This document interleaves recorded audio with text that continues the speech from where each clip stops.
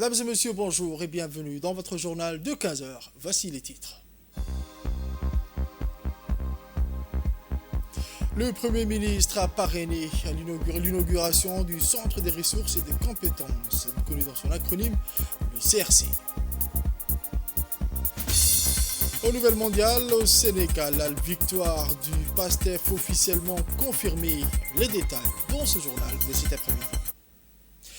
Le journal au complet à présent, mesdames et messieurs. Le président de la République, son Excellence, M. Ismaël Omar Guelleh, a regagné ce mercredi en fin d'après-midi le pays en termes d'un déplacement personnel d'une dizaine de jours en France. Le retour du chef de l'État se produit à un moment clé du calendrier national où notre pays a l'habitude de retrouver son rythme habituel. Cela lui permet d'aborder avec détermination, enthousiasme les défis liés à notre accès au développement durable.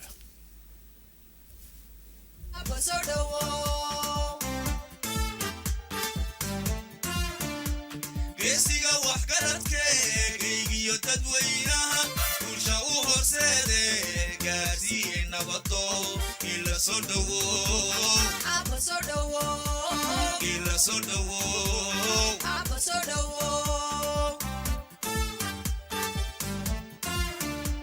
garyaqadalkiisiyo dadkisaba gargaaro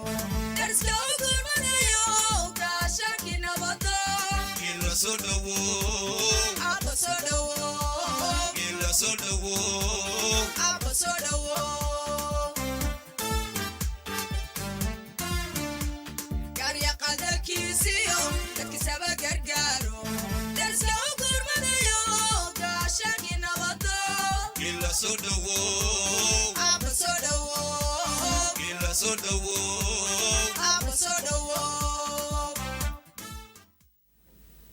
Actualité à la une de ce journal à présent. Le Premier ministre, M. Abdelkader Kamel Mohamed, a parrainé ce jeudi 21 novembre 2024 à Djibouti l'inauguration du Centre de ressources et de compétences. Le reportage avec Samatar. Le Premier ministre, M. Abdelkader Mohamed, a parrainé aujourd'hui l'inauguration du Centre de ressources et de compétences. Cette cérémonie, qui a eu lieu au siège du CRC, situé près de la zone portuaire de Doralé, s'est déroulée en présence de M. Mohamed Al Youssouf, assurant l'intérim du ministre de l'économie et des finances chargé de l'industrie, et de Mme Mouna Osman Aden, assurant l'intérim du ministre de l'éducation nationale et de la formation professionnelle, de l'ambassadrice de l'Union européenne en République de Djibouti auprès de l'IGAD, Mme Denissa Elena, l'ambassadrice de France en République de Djibouti, du président de la Chambre de commerce de Djibouti et du directeur de l'Agence française de développement à Djibouti.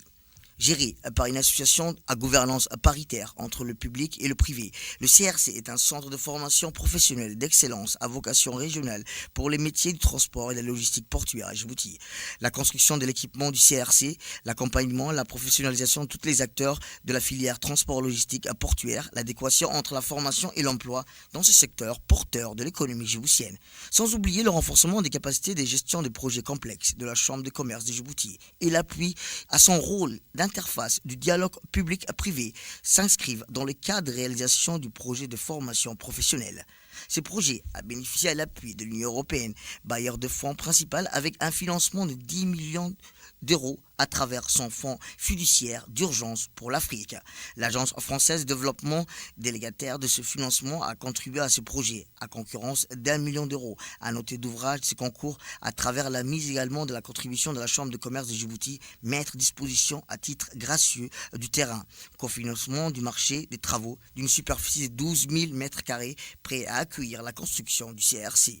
Le projet Transform est issu du partenaire entre l'Union européenne, la France et le gouvernement djiboutien, qui s'est matérialisé à travers les accords entre, d'une part, la Chambre de commerce de Djibouti et le port de Djibouti, et d'autre part, l'Union des entreprises de transport et de logistique de France et l'Association française pour le développement de la formation professionnelle, transport et logistique. Autre actualité de ce journal, le ministre de l'Éducation nationale et de la formation professionnelle, son Excellence M. Mostafa Mohamed Mahamoud, poursuit sa visite en Chine. Après avoir participé à la conférence mondiale sur la langue chinoise à Pékin, le ministre s'est rendu à Chengdu, dans le province de Sichuan. Ce déplacement marque une étape décisive dans le renforcement des liens éducatifs et culturels entre Djibouti et la Chine. À Chengdu, le ministre a la tête d'une délégation de hauts cadres et des proviseurs des lycées, des centres département s'est rendu à l'université normale du Sichuan, où il a co-présidé aux côtés du président de l'université normale de Sichuan la réunion annuelle du conseil d'administration de l'Institut Confucius de Djibouti.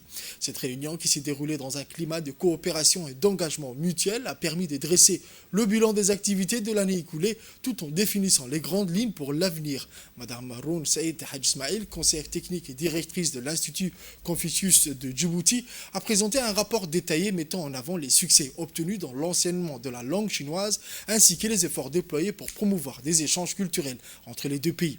Dans son intervention, le ministre a indiqué la nécessité d'étendre l'offre éducative aux régions de l'intérieur, de disponibiliser davantage des ressources didactiques et pédagogiques de qualité aux différents niveaux et de mettre en place des programmes adaptés aux réalités locales afin de garantir une intégration harmonieuse de la langue chinoise dans le système éducatif. Il a également mentionné l'importance de former des enseignants locaux capables d'enseigner le chinois tout en tenant compte du contexte culturel djiboutien afin de créer un environnement d'apprentissage plus inclusif et efficace. Dans une marque de reconnaissance de sa contribution exceptionnelle à l'enseignement du chinois, de son engagement à promouvoir l'éducation et l'échange culturel entre Djibouti et la Chine, le président de l'université normale de Sichuan, Dr Zhao Gowa, a décerné au ministre de l'Éducation nationale et de la formation professionnelle djiboutien la distinction honorifique du professeur émérite. Ce titre prestigieux honore non seulement les efforts du ministre pour promouvoir le multilinguisme, la langue et la culture chinoise à Djibouti, mais aussi sa vision pour une coopération éducative plus étroite entre les deux pays. Ces distinctions témoignent aussi la reconnaissance des efforts déployés par Djibouti pour diversifier ses partenariats éducatifs et renforcer la qualité de son système éducatif. Peu de temps après, le ministre et sa délégation ont effectué une visite de travail au collège professionnel urbain de Mieshan, un établissement réputé dans la formation technique et professionnelle. Les membres de la délégation ont pu découvrir les différents ateliers spécialisés où les étudiants développent des compétences pratiques grâce à des équipements de dernière génération. La visite a également inclus une présentation des méthodes de travail pédagogiques innovantes mises en place par le collège pour garantir une formation adaptée aux exigences du marché du travail, notamment l'intégration des technologies numériques et des outils de simulation dans l'enseignement. Cette immersion dans l'univers éducatif et technique du collège urbain du Meishan a permis au ministre et à sa délégation d'identifier des pistes de coopération prometteuses pour renforcer l'enseignement technique à Djibouti. Cette visite a été suivie d'une réunion de travail avec l'équipe de la direction. Au cours de cette rencontre, les bases d'un partenariat stratégique entre le MENFOP et le collège urbain de Meishan ont été posées. Le ministre a exprimé la volonté de coopérer et de renforcer les liens entre les deux institutions en visant des échanges de bonnes pratiques pédagogiques et le développement des programmes conjoints de formation technique et professionnelle. Toujours durant sa deuxième journée de sa mission de travail dans la province de Sichuan, le ministre djiboutien s'est ensuite rendu à l'Institut Polytechnique de Sichuan, un centre d'excellence en matière de formation technique et scientifique. Le ministre Mustafa Mohamed Mahamoud et sa délégation ont pu découvrir les installations modernes de l'Institut, rencontrer des professeurs et échanger sur la pratique éducative innovante mise en place pour former les jeunes hautement qualifiés dans les domaines techniques et scientifiques. Chaque étape de cette visite visait à mettre en lumière la capacité de l'Institut Polytechnique de Sichuan à allier théorie et pratique pour répondre aux défis technologiques contemporains. Cette visite de travail a permis de poser les bases d'une future coopération dans le domaine de l'enseignement technique et a débouché sur la signature d'un mémorandum d'entente entre l'école d'excellence et l'Institut Polytechnique de Sichuan. Ce partenariat vise à renforcer la coopération académique et technologique entre les deux institutions. L'objectif était de permettre aux étudiants de l'école d'excellence d'accéder aux meilleures ressources pédagogiques et technologiques. Ce partenariat stratégique marque une étape importante dans le développement d'un pôle d'excellence technologique à Djibouti avec l'ambition de former une génération d'ingénieurs et des spécialistes capables de répondre aux besoins du pays. Ensuite, le ministre, aux côtés de sa délégation toujours, s'est rendu à l'école primaire expérimentale affiliée à l'université normale de Sichuan en vue de tisser des liens de coopération gagnant-gagnant. Après des discussions fructueuses avec les responsables de cette école, un protocole d'accord a été signé entre l'école primaire expérimentale affiliée à l'université normale de Sichuan et l'école d'excellence de Djibouti. Cet accord a pour objectif, entre autres, de favoriser l'échange d'expertise, le renforcement des compétences des enseignants et l'adoption de nouvelles pratiques pédagogiques. Par conséquent, ouvre la voie à un partage fructueux d'expériences dans le dessein de consolider les ambitions d'excellence.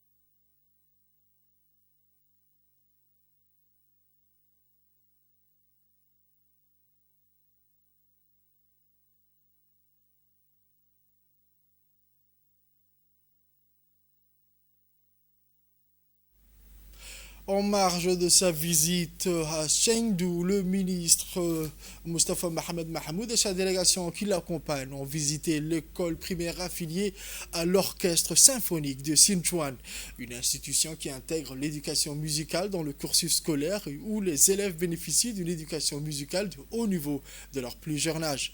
La visite a été marquée par des démonstrations musicales de la part des élèves mettant en lumière l'importance de l'art et de la culture dans l'éducation globale des enfants. Elle a permis aussi de constater la qualité de l'enseignement musical prodigué dans cette école et d'apprécier le talent exceptionnel des élèves. Le ministre djiboutien a salué le dynamisme et la créativité des élèves qui représentent un modèle inspirant pour promouvoir la musique et la culture auprès des jeunes générations. Cette rencontre a été l'occasion d'échanger avec les responsables de l'établissement sur les bonnes pratiques pédagogiques en matière d'éducation musicale et d'explorer les possibilités de collaboration future pour encourager les jeunes talents. Aussi, la délégation ministérielle a participé à une soirée culturelle à l'opéra de Sichuan.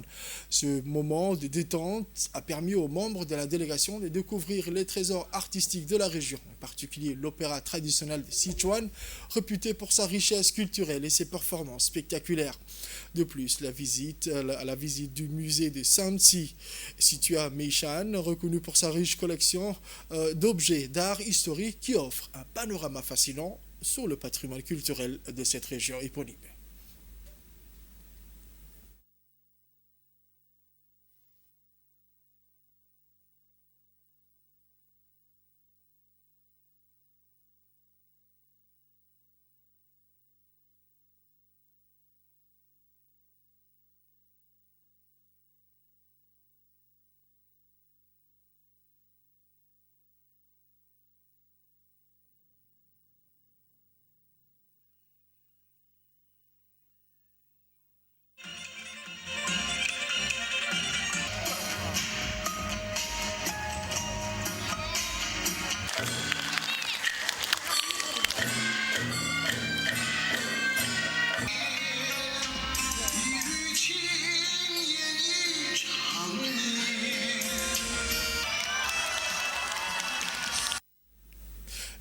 On revient dans la capitale Djibouti-Ville où hier, mercredi 20 novembre 2024, une cérémonie solennelle a marqué la signature d'un accord cadre de partenariat entre le ministère de la gouvernance locale de Libye et le ministère délégué chargé de la décentralisation de Djibouti.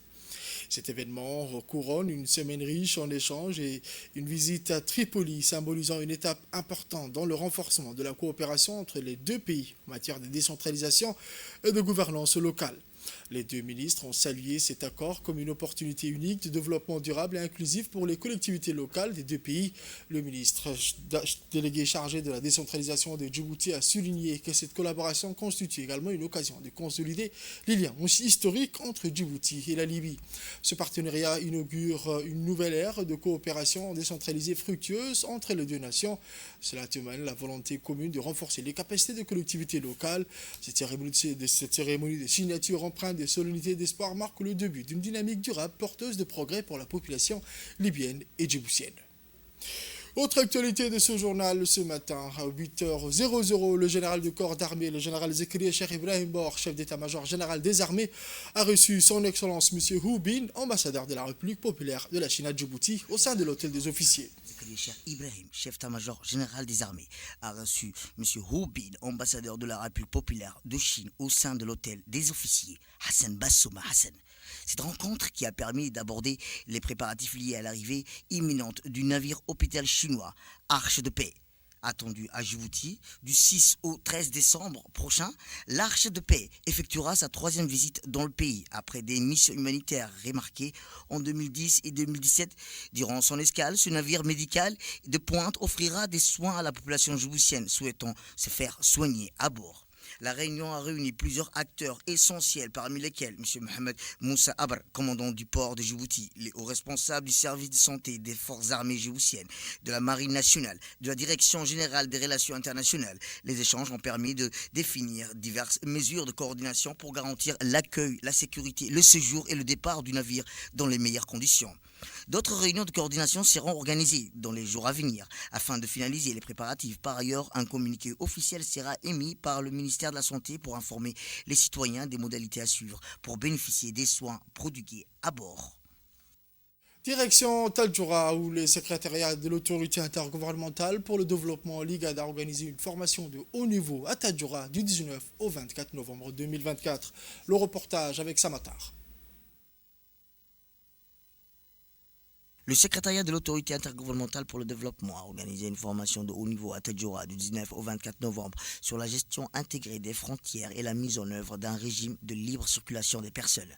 Le préfet de la région de Tadjoura, Mohamed Abbas Ahmed, a parrainé la cérémonie d'ouverture de l'atelier en présence des officiels du ministère de l'Intérieur, de l'IGAD, de l'OIM, de l'Union européenne. Cette initiative soutenue par l'OIT, l'Union européenne et l'ACBC vise à renforcer les capacités des agents, des policiers, des frontières et de l'immigration des États membres de l'IGAD afin de faciliter la mobilité des personnes tout en assurant la sécurité. Les principaux objectifs de cette formation étaient de améliorer les connaissances et les compétences. Les participants ont acquis de nouvelles connaissances sur les meilleures pratiques en matière de gestion des frontières, les systèmes d'information frontaliers et la lutte contre la traite des êtres humains. Renforcer la coopération régionale. La formation a favorisé les échanges et la coopération entre les différents services de l'immigration. Les États membres mettent en œuvre le protocole de l'IGAD sur la libre circulation des personnes. Les mesures à mettre en œuvre pour sa mise en œuvre effective. Lucie, coordinateur du programme Libre circulation des personnes et transhumance du secrétariat de l'IGAD, a déclaré que cette formation s'inscrit dans le cadre de notre engagement à promouvoir l'intégration régionale et à favoriser les agents frontaliers. Nous contribuerons à créer un environnement propice à la libre circulation des personnes tout en luttant contre l'immigration irrégulière. On écoute un extrait de l'intervention du préfet de la région de Tadjoura. C'est la libre circulation des personnes, de biens et des services et de la transhumance dans la région du Liad, Caribou, Djibouti, l'Éthiopie, l'Érythrée, le Kenya, la Somalie, le Soudan du Sud et le Soudan et l'Ouganda, abrite une population de plus de 280 millions de personnes. La migration, qu'elle soit interne, transfrontalière ou internationale, constitue un phénomène humain inévitable et puissant. La migration agit comme un catalyseur des croissances et de transformations sociales, économiques et culturelles pour la communauté et les individus concernés. La libre circulation des personnes inscrites dans le protocole de l'IGAD vise à offrir des opportunités économiques, un meilleur accès aux ressources et un renforcement des relations entre les États membres. Cependant, les défis liés à la gestion des frontières sont nombreux. Mouvements migratoires mixtes, pression sécuritaire, développement de l'infrastructure et coopération régionale, pour en citer quelques-uns. Cette formation qui s'étendra sur 5 jours est une initiative essentielle pour renforcer vos compétences dans la gestion intégrée des frontières et dans l'application des principes de la libre circulation. Elle vise également à améliorer la coordination entre les parties prenantes, à combattre efficacement les formes irrégulières de migration et à promouvoir un développement harmonieux dans notre région. Aux nouvelles mondiales à présent, les États-Unis opposent son veto une 4e fois à un projet de résolution du Conseil de sécurité des Nations Unies, exigeant un cessez-le-feu immédiat à Gaza. Les États-Unis opposent son veto pour la 4e fois à un projet de résolution du Conseil de sécurité des Nations Unies exigeant un cessez-le-feu immédiat à Gaza. Le projet de résolution exige un cessez-le-feu immédiat à Gaza. La libération des otages, la prévention des morts de faim a fait l'objet mercredi d'un veto pour la 4e fois de la part des États-Unis. Le projet de résolution soumis par 10 membres élus, l'Algérie, l'Équateur, la Guyane, la Malte, le Mozambique, la Corée du Sud, la Sierra Leone, la Slovénie et la Suisse, a été soumis au vote des 15 membres du Conseil de sécurité de l'ONU. Les États-Unis ont opposé leur veto alors que les 14 autres membres ont voté oui au projet de résolution. S'exprimant avant le vote, la représentante permanente du Ghana auprès des Nations Unies a souligné que le projet de résolution était le résultat de semaines de négociations entre les membres du Conseil de sécurité et des Nations Unies. Les projets de résolution appellent un cessez-le-feu et la libération des otages et la prévention de la famine. Les projets de résolution qui rappellent que le Conseil de sécurité des Nations Unies a la responsabilité principale du maintien de la paix et de la sécurité internationale stipulent qu'à Gaza, toutes les parties sont une nouvelle fois priées d'observer un cessez-le-feu immédiat, inconditionnel. Au Sénégal, le résultat officiel des élections législatives ont confirmé la victoire écrasante des patriotes africains. Le reportage toujours avec Samatar. Au Sénégal, les résultats officiels des élections législatives ont confirmé la victoire écrasante des patriotes africains pour le travail, l'éthique et la fraternité, PASTEF. Le parti au pouvoir a raflé les 40 des 46 départements du pays, en plus de cette circonscription sur les 8 que compte la diaspora, ce qui reconforte davantage l'ancrage du PASTEF dans la sphère politique sénégalaise après la présidentielle de mars dernier. Le parti a réussi à s'imposer même dans les localités jadis considérées comme des bastions imprénables de l'ancien président Macky Sall, qui arrive certes deuxième mais très loin derrière ses successeurs au pouvoir. Menacé de poursuites judiciaires dans son pays, l'ex-chef de l'État était à la tête de la coalition Takoualou. Il a battu campagne depuis le Maroc où il a installé depuis l'avril, une absence qui a énormément fait défaut à son camp. Pendant ce temps, le président Diomaye Faye et son premier ministre Ousmane Sonko possèdent désormais tous les leviers du pouvoir pour mettre en œuvre leurs différentes réformes institutionnelles. C'est tout pour ce journal de 15h, mesdames et messieurs. Merci à vous de l'avoir suivi et restez avec nous pour la suite du programme sur Télé Djibouti.